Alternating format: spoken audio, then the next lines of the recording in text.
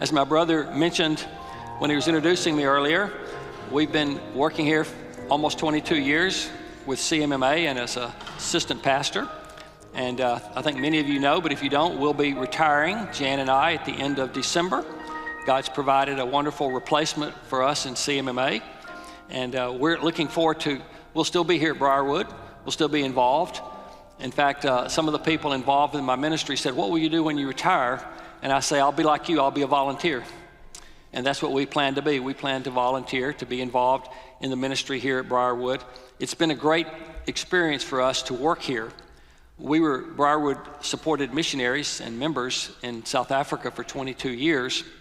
And so about every 3 years, we would come home to brush up on our American accent. And while we were here, we'd get to visit Briarwood and the missions conference. And I always had the thought, man, it would be great to be part of this church. The things that goes on here, the preaching of the word, the teaching in the Sunday school classes, never dreaming that the opportunity would come for me to actually come and work here. But that's been phenomenal, great experience. And so thank you for all the support that we've been given by people here to be involved. Our Sunday school class especially has been a wonderful, wonderful community as it's supposed to be. Good support for us and encouragement to us. Well, I heard a story about a little boy who was a preacher's kid, and he noticed that when his father would be sitting in the chair over there before the sermon, before he would walk up to the podium, he would bow his head, close his eyes. And so the little boy asked him, what do you do, Dad, when you do that? And he said, well, I'm praying a prayer. And he said, well, what are you praying? And he said, I pray for God to give me a good sermon. So the little boy looked at him and thought a moment and said, Dad, why doesn't God ever answer your prayers? Children can be brutally honest. So I prayed for a good sermon, but I pray especially that you'll pay attention at the end. I hope you'll stay with me till the end, because I have a very specific application for you. So I heard another story about a man who claimed to be an atheist. We're going to be talking a little bit about evangelism here in this particular sermon. And he didn't believe in God. But he was a construction worker, and he was up on the top of a big building, about a 25 or 30 foot story building, and he slipped and he fell over the edge. But as he went over, he grabbed the guttering, and he started yelling for his friends to come and help him. But what he didn't know was his friends had gone to the floor below to get some tools, and so there was no one responding to him. And the longer he held there, the tighter his arms got, and he finally realized no one was coming. And so even though he had always claimed not to believe in God, he looked up in the sky and says, is there anyone up there to help? And this voice came from the sky and said, yes, do you believe? And he said, yes, I believe. And the voice said, do you really believe? And he said, yes, I really believe. And the voice said, then let go. He looked up and said, is there anybody else up there to help? I'll tell you that story not just because it's humorous, because it kind of introduces one of the things I want to talk about, and that is that the common issues of life, God's Word gives us answers to them. But unfortunately, according to Romans 1, many people suppress that truth, and they don't want God's solutions to their problems. They want to do everything their own way. One area that a lot of people struggle with that I want to talk about a good bit this morning is the area of hope. We use the word hope like, I hope my team wins their game this week, or I hope my daughter gets a scholarship to college, or I hope the diagnosis from my doctor is good, or I hope the stock market doesn't crash. But if you think about all those kind of ways that we use the word hope, there's uncertainty. We don't know if these things are going to happen. It's almost like we're wishfully thinking and hoping that these things might happen. And most of those are trivial issues. But where can we find hope in a world which is filled with discouragements and disappointments? And what about major issues, very important issues? Like I've heard people say, I hope the war in Israel doesn't become World War III. Or I hope our country returns to sanity and biblical values. Or I hope there is an afterlife in heaven and that I make it there. Or I hope I can make some good friends who will genuinely care for me. Just this week, I heard I guess it was on the radio, I heard about a survey that was done by the Meta Gallup group in 140 countries, so a very wide survey. And they found that nearly 1 in 4 people worldwide feel very or fairly lonely. That's a lot. That's a lot of people feeling lonely. And research has shown that loneliness is associated with elevated risks of a wide range of physical and emotional health conditions. And I find that a lot of people don't know how to make and keep friends, and it's because they're so focused on themselves and what others think of them, rather than being interested in others. And of course, things like Facebook and Instagram, where you're just presenting yourself, encourage that, and that's not helpful.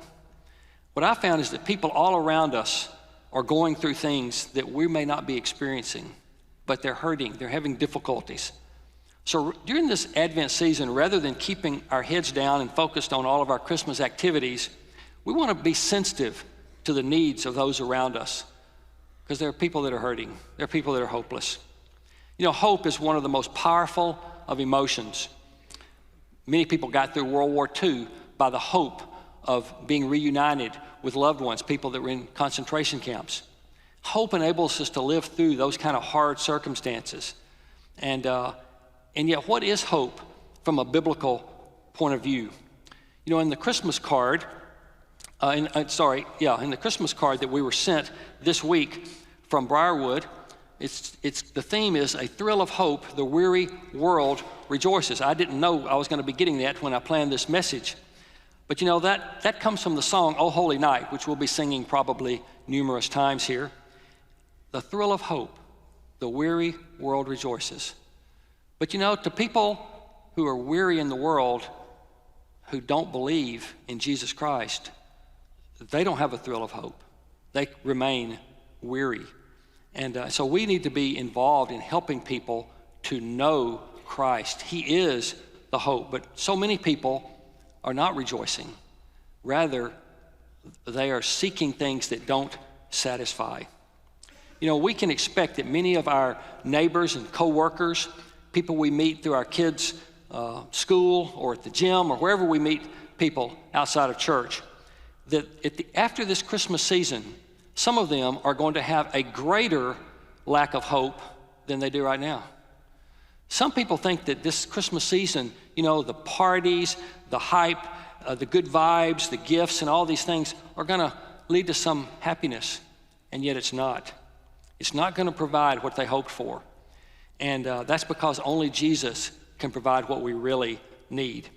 So if you have friends or neighbors that demonstrate that after Christmas, you notice that, hey, they're a little more depressed now than they were before. You could invite them to a 3-week study that I know of called Hope Explored, which will give them a biblical perspective on the subject. And so if you're interested in that, contact me afterwards. And from Hope Explored, I want to read you what they have as their biblical definition of hope. It says this: hope is a joyful expectation for the future based on true events in the past, which changes everything about my present. Let's unpack that phrase by phrase. First, it says, hope is a joyful expectation for the future. In other words, as believers, we have something to look forward to, and that is the return of Christ, or our homegoing to be with Him, if that comes first. So our future is not bleak. We have something wonderful to look forward to, and it's based on true events in the past.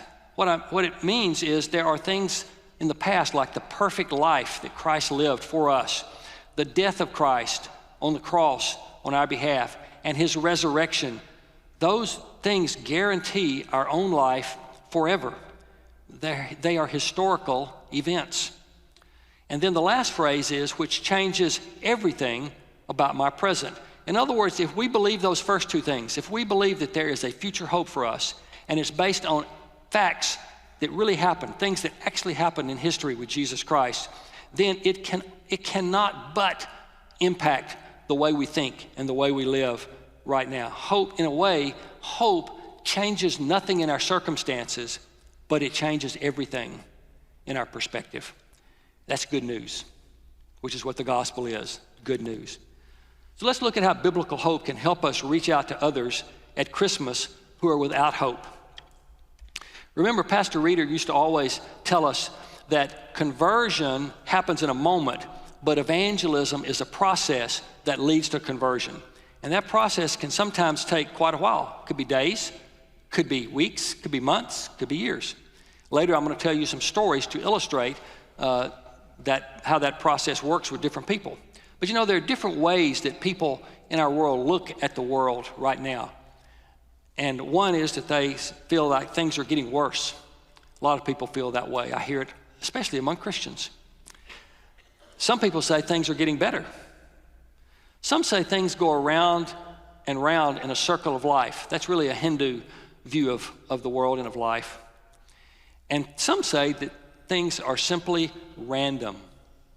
There's no purpose to them. Not very comforting. But the Christian worldview is different. It's linear. It believes there's a beginning and an end. There was a creation.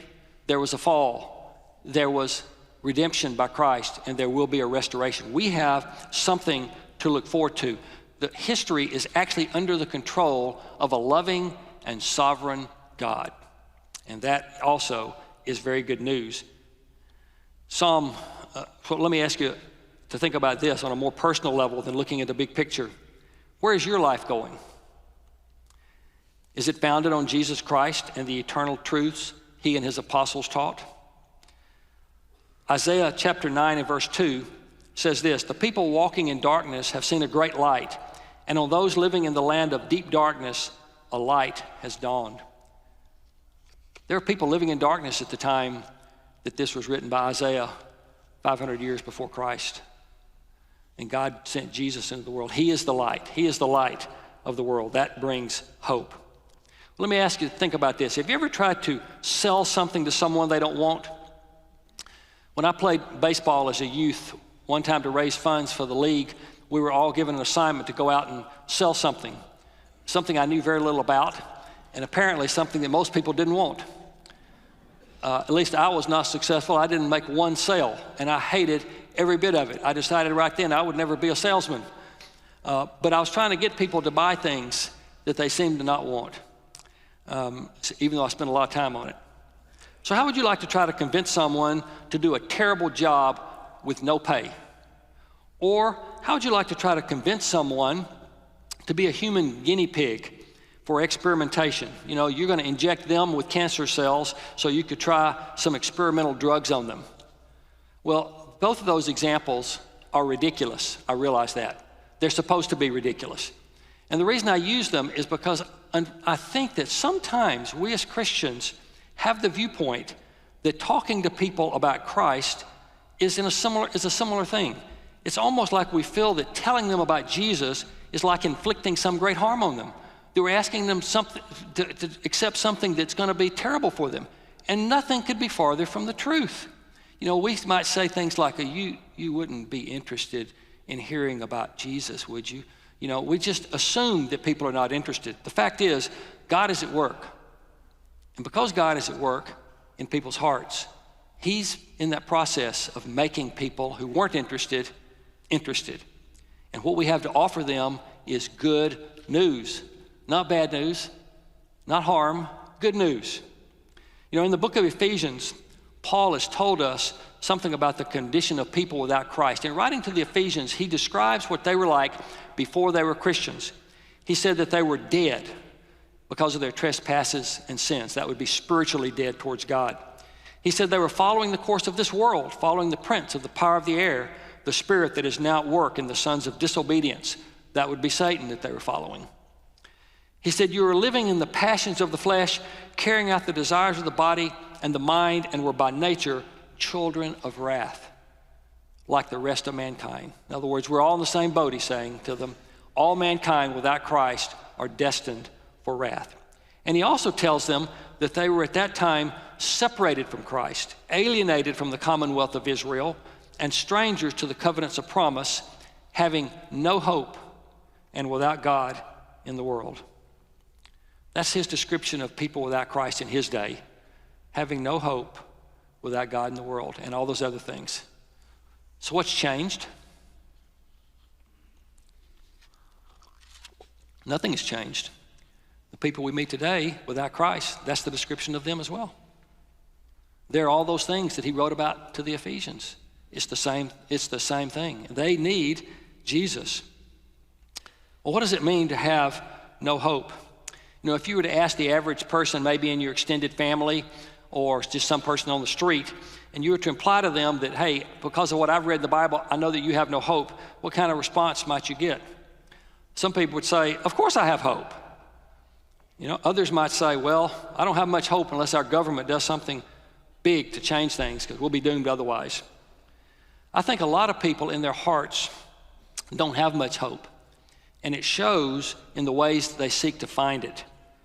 They look to their bank accounts, accumulating money, or their stock investments, or they look to the use of drugs, or sex, or alcohol, or entertainment. Wow, entertainment is a big one. Our nation is just consumed with entertainment, and I think for many people that's their escape. That's what they try to do to avoid the hopelessness of life without Christ.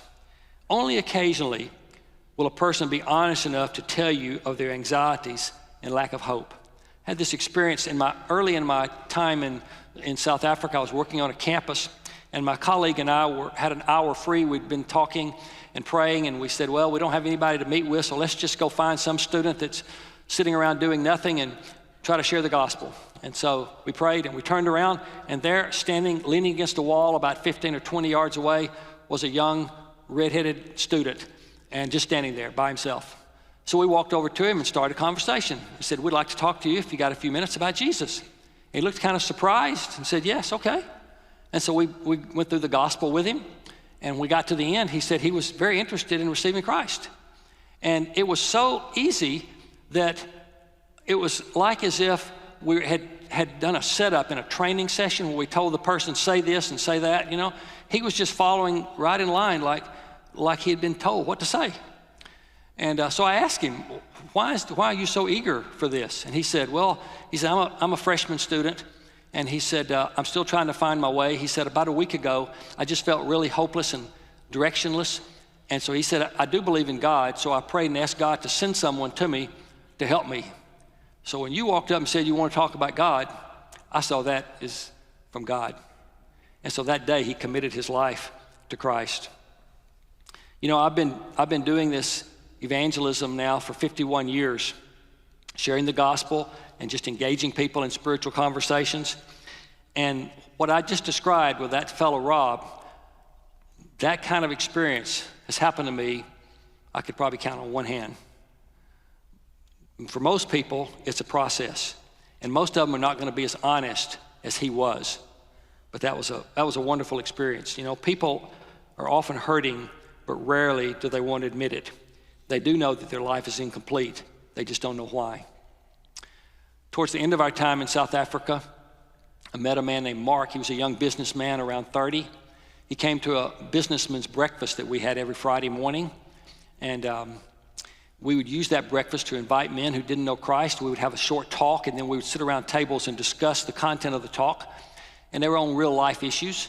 And then we would use that as a way to meet people. So my intention was then, after the meeting, I would meet the guest, and I would offer to meet with them sometime personally. Well, this guy Mark came up to me after the meeting and said, this was very interesting. You and I should talk about spiritual things sometime. And I was thinking, hey, that's my line. Well, you're not supposed to say that. But since he was interested, I said, sure. So we met the next week, and I pulled out the little booklet called The 4 Spiritual Laws. Some of you have probably used or at least seen. And I went through it with him, word by word, and discussed it with him. When we got to the end of it, he said, I've never heard this before. He said, I know my parents took me to Sunday school when I was little, but I said, I don't think I've been since I was 5 years old. And he said, this is totally new to me. He said, could you let me have this booklet so I could take it home and think about it and discuss it with my wife? And I said, of course. I was planning on giving it to him anyway. He went home, came back the next week to our meeting, and the next week, after about 3 or 4 weeks of coming to our meetings, he came up to me and said, hey, I just want you to know that this week I prayed the prayer in that little booklet and committed my life to Christ, and so did my wife. It took a few weeks, but it was a process for him, learning and coming to Christ. Right around that same time, I met a man named Philip who was a car dealer. And Philip was attending with his wife a family life marriage seminar that my wife Jan and I were teaching. And we had a session on conflict resolution. And after the teaching, we would let the couple sit together and talk about what the topic was. So they were going to talk about conflict. And we tried to stay away from them because we wanted people to be able to have their own conversation as a couple. But I noticed this guy that I didn't know waving me over to where he was. So I went over there and said to him, yes, can I help you? And he said, yeah, my wife and I don't really have conflict in our marriage. And of course, my first thought was, liar. But I didn't say anything. I thought I'll listen to what he has to say. And so he told me, he said, we've talked through things and we get most things worked out. But he said, we have one conflict that's pretty big that we've never been able to resolve. And I said, what is that? And he said, she's a Christian and I'm not. So I said, well, okay, that's a pretty big conflict. And so we had a short conversation. I said, let's talk about this later. And so I let them go. So about a month later, I called him up and I said, hey, Philip, I'm going to be having a Bible study at my home for 4 weeks, just 4 weeks on a Monday night. And it's all about who Jesus is, why he came. Would you be willing to come to that? He said, yes, I'll come to it. So he came along with some other men. And the first thing I did was I said, let's go around and have everyone introduce themselves. So Philip happened to be the first one. So he said, I'm Philip Engelka. He said, I'm a used car dealer. And he said, they don't call us Alibaba and the 40 Thieves for nothing. And he said, I'm here because my wife is a Christian and she thinks I'm going to hell. So to get her off my back, I told her I'd go to this Bible study and check it all out. And so he sat through the 4 weeks of the Bible study. At the end of it, I had a series of questions to ask the people to see if they understood what we'd been talking about. So when I asked him who Jesus was, he gave me a perfect answer. When I asked him why Jesus came, perfect answer. Then I asked him what the death of Christ was about, perfect answer. You'd think the guy had been theologically trained just from this little Bible study. And so I thought, okay, I got a live one here. So I said, so would you like to receive Christ? And he said, no. And I said, no, why not? Because he seemed to understand it all. And he said, because I've seen what happens to people who become Christians. God changes their lives, and I don't want my life to change. I like my life the way it is. What do you do with a person like that? Do you just say, well, he's not one of the elect, he's going to hell? No, you keep after him. And so Philip became a friend. I discovered that he liked baseball. That was very unusual in South Africa. They're a big cricket nation, but not baseball. I hadn't probably watched a baseball game in 20 years, although I'd played baseball. So I immediately wrote to my dad in America and said, make some videos of some baseball games and send them to me, which he did. And that gave me a reason to sit down with Philip and watch a game together and talk, and to be able to talk about the Lord. We didn't always talk about the Lord, but we did have some, quite a few. And so that went on for a year and a half. And after a year and a half, he called me up one day and he said, I made the commitment to Christ. It took a while, but God was at work in his life. We need to be aware of that. Sometimes it doesn't take so long. Back in June, I was on a medical mission trip with CMMA in the Dominican Republic. And the way our trips work is people go through our medical clinic and then they come and sit down with me and a student and a translator, and we talk to them about Jesus. And so I saw this couple coming towards me from the clinic to where we were sitting outside, and it was an older man, looked like he was 75 or 80, and he had a cane, and the way he was using it made me think he's probably blind. And his daughter had him by the arm and was helping him. She was probably 50 or 60, I don't know. And so they came and sat down, and yeah, he was blind. And so we started talking, and I asked the man, I said, who would you say Jesus is? And he said, he's an angel. And so I asked his daughter, well, who would you say Jesus is? She said, yeah, he's an angel. So what did I do? Well, I turned over to Hebrews chapter 1, where it says this, for to which of the angels did God ever say, you are my son, today I have begotten you? We read that, and we talked about it for a few minutes, what it meant. And then we went down to verse 6, and again, when he brings the firstborn into the world, he says, let all God angels worship him. So rather than being an angel, the angels worship him. And of the Son, he says, your throne, O God, is forever and ever. So God calls Jesus God. So after talking about that for, I don't know, maybe 10 minutes, they said they understood it now. That's who Jesus is. I said, well, then what do you need to do about that? And they said, we need Jesus as our Savior. and they prayed and asked Christ to come into their lives. Happened very quick in their case. With all of that having been said, I want you now to turn in your Bibles or on your phone or computer, whatever you're using, to our main passage of today, which is Ephesians chapter 6 and verses 18 to 20. Ephesians 6, 18 to 20. And in Ephesians 6, Paul writes a lot about the spiritual warfare in which we're engaged to help us as Christians cope with a spiritual battle. Now, we're not going to really spend time on that today. Pastors Reeder and Barker have taught on that in the past, and their material is available if you want to look into it. But that's not what I want to focus on. I want to focus on the fact that this spiritual battle is also raging to keep the unbelievers from believing the good news. In fact, it says over in one of Paul's other letters, 2 Corinthians 4:4, referring to unbelievers, in their case, the God of this world has blinded the minds of the unbelievers to keep them from seeing the light of the gospel of the glory of Christ, who is the image of God. In other words, Satan is trying to blind the eyes of unbelievers so they don't understand the truth of the gospel. One man who understood this very well was C.S. Lewis. He wrote a book called The Screwtape Letters. Some of you may be familiar with it. In that particular book, the idea is that one demon is writing to another demon, and they're talking about how they can trip Christians up and how they can keep Christians from believing the gospel. And so whenever they refer to the enemy, they're talking about our God, because these are demons. And so I want to read you a little excerpt from one of the letters where one demon is writing to another. He says this: the humans live in time, but our enemy, that is God, destines them to eternity.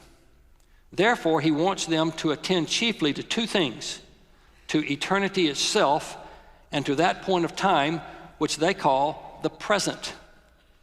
For the present is the point at which time touches eternity. He would therefore have them continually concerned either with eternity, which means being concerned with him, or with the present, meditating on their eternal union with himself or their separation from himself. So Paul writes in regard to this spiritual battle that's going on, and he asks for the Ephesians to pray. And that picks us up in verse 18. He says, praying at all times in the Spirit, with all prayer and supplication, to that end, keep alert with all perseverance, making supplication for all the saints, and also for me, that words may be given to me in opening my mouth boldly to proclaim the mystery of the gospel, for which I am an ambassador in chains, that I may declare it boldly as I ought to speak. Let's unpack this a little bit. I want you to notice that in the first verse, verse 18, he asks for prayer and supplication, and to that end, for that purpose, keep alert. Keeping alert. Don't let your guard down. That's very important. We know that's important in wartime. People who are not alert in wartime get killed. I knew a guy where that happened to him. So we need to he was the sergeant, and he wasn't alert. He didn't post a guard because he thought there were no enemy around. And that night, the enemy came in and killed 8 of his men because he was not alert. We need to be alert to the spiritual battle that's going on around us. And he says, making supplication for all the saints. In other words, as we face the spiritual battle, let's don't just think about ourselves and the battle we're going through. Let's think about others, people around us, our Christian friends. They are also experiencing a spiritual battle. And we need to be praying for them, as he says, making supplication for all the saints. And then in verse 19, he has that little phrase, and also for me. And also what for me? Also pray for me. That's what he's saying. He's telling them to pray for the saints, and pray specifically, he says, for me.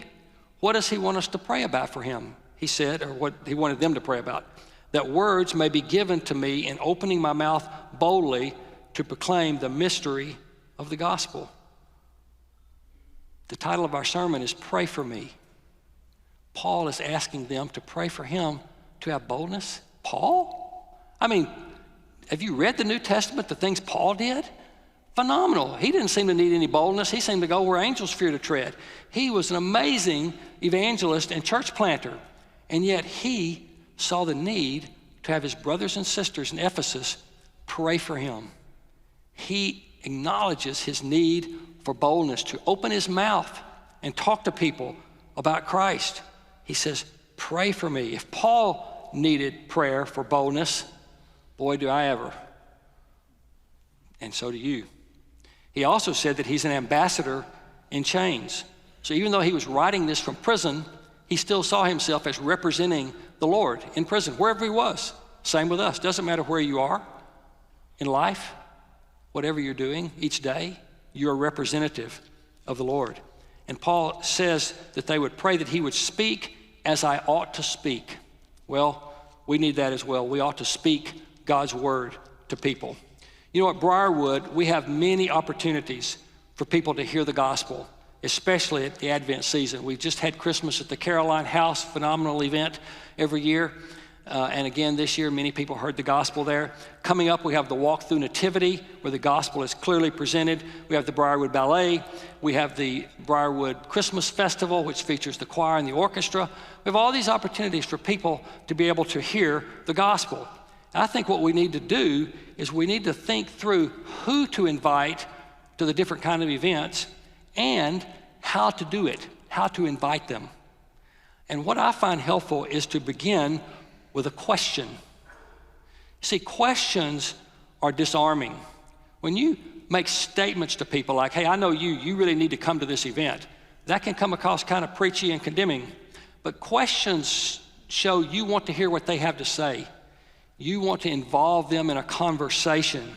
It shows an interest in the other person, and it leads to further conversation.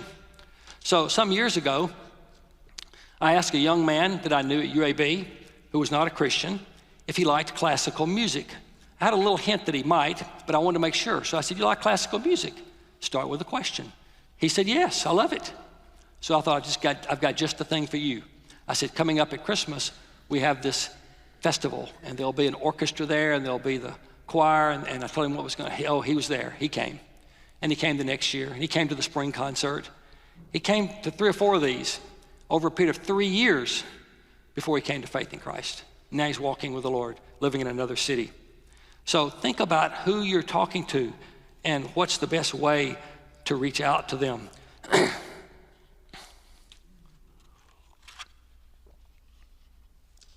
Recently, we had a man doing some remodeling work in our house that started because of a water leak. And so I asked him a simple question that someone had suggested to me just a couple of weeks ago. And here's the question. Do you celebrate Christmas? Now that's a nice, non-offensive, neutral question, especially here in the South and at this time of the year. Do you celebrate Christmas? There's a lot of ways people could respond to that. I asked another man who had also come to do some work on our house the same question, and he immediately said, oh, if I wasn't getting the presents ready for Christmas, my kids would be all upset with me. So he had one thing in his mind about Christmas, didn't he? That was the gifts. People might say, yeah, we put up lights. Yeah, we get the family together, we give gifts. That might be a way to respond to a simple question like that. Some people might say, I don't know if it's a celebration or just a commercial enterprise that keeps us all busy and spends our money. That'd be a bit of a cynical view, but there are probably people that think that. Some might say, yes, it's a great time to focus on Jesus coming into the world for me. There's a lot of ways people could respond to a simple question like that. But when I asked this man who was working on our house, do you celebrate Christmas? He answered, nah. He said, to me, it's like believing in the Easter Bunny. It's just a bunch of made up stories. So what do you do with that? Is that the end of the conversation? Doesn't have to be. We did talk about it a little bit, and we need to follow that up. So here's another question, which I got out of the book, Questioning Evangelism, which is a very good book. He said, begin a question with people who have objections, like this man did, with these 3 words. Isn't it possible? And then you add to that, isn't it possible what? Isn't it possible that the information you've been given about Jesus is false? Isn't it possible that there are some facts about Jesus that maybe you don't know?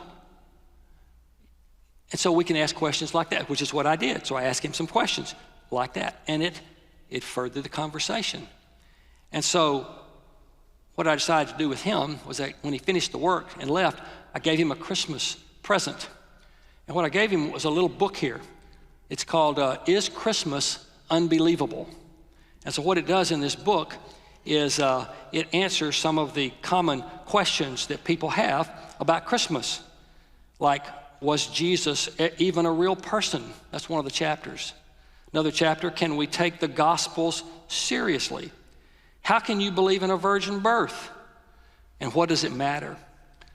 So I gave him the book. And when he got home and saw what I'd given him, he sent me a text.